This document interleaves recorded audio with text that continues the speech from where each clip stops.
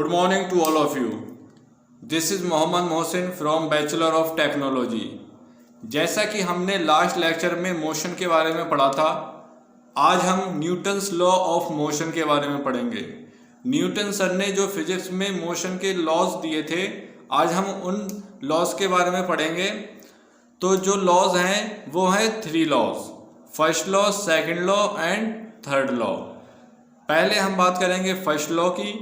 Every body retains its state of rest और state of motion until an external force is applied on it। अगर हम first law को हिंदी में समझेंगे तो हिंदी में समझने के लिए मैं आपको बता देता हूँ कि हर एक वो वस्तु जो रुकी हुई है या वो चल रही है, मतलब रेस्ट पोजीशन पे है या मोशन पोजीशन पे, मतलब मूव कर रही है, तो वो रेस्ट है तो रेस्ट ही रहेगी और मूव कर रही है तो मूव ही करती रहेगी जब तक कि उस पर कोई दूसरा बाहर का फोर्स नहीं लगेगा।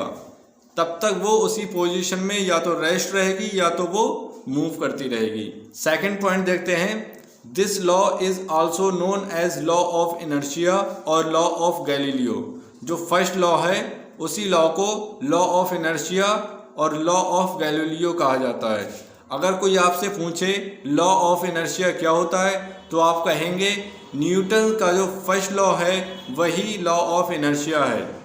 अगर कोई आपसे ये पूछे लॉ ऑफ गैलीलियो क्या होता है तो आप कहेंगे न्यूटन का जो फर्स्ट लॉ है वही लॉ ऑफ गैलीलियो है। फर्स्ट लॉ को ही लॉ ऑफ इनर्शिया कहते हैं और लॉ ऑफ गैलीलियो भी कहते हैं। अब बात करते हैं सेकंड लॉ की। It states that the rate of change of momentum of an object is proportional to the applied unbalanced force in the direction of force। इसका मतलब मैं आपको हिंदी में समझाता हूँ कि अगर कोई दूसरा फोर्स आ रहा है तो जिस डायरेक्शन में वो फोर्स आ रहा है तो हमारा जो ऑब्जेक्ट है वो भी उसी डायरेक्शन में मूव करने लगेगा। अगर बात यहाँ पर एग्जाम्पल की जाए तो catch a ball by hand.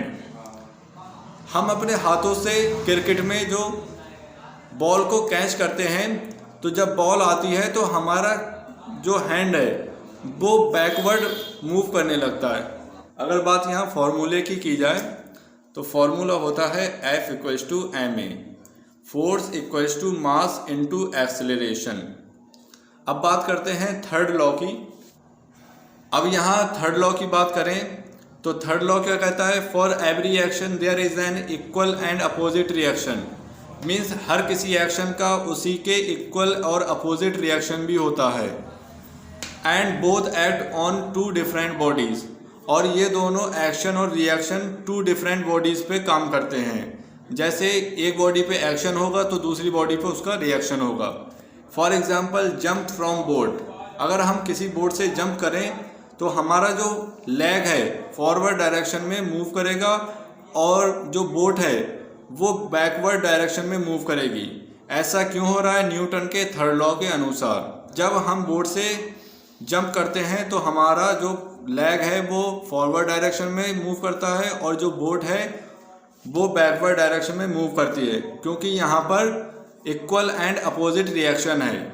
जो एक्शन ले रहा है वो लेग ले रहा है, यहाँ पर जंप हो रही है और बोर्ड पे उसका रिएक्शन हो रहा है। और दूसरा एग्जांपल अगर बात की जाए तो दूसरा एग्जांपल है गन शूटिंग।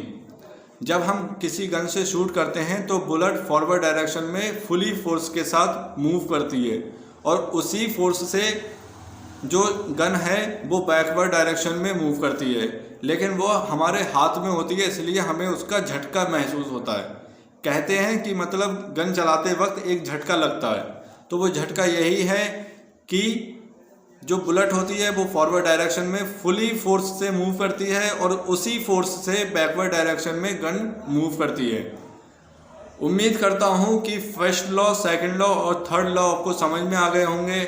इस वीडियो को अपने दोस्तों के साथ शेयर कीजिए ताकि उनको भी न्यूटन का फर्स्ट लॉ, सेकंड लॉ और थर्ड लॉ समझ में आ जाए।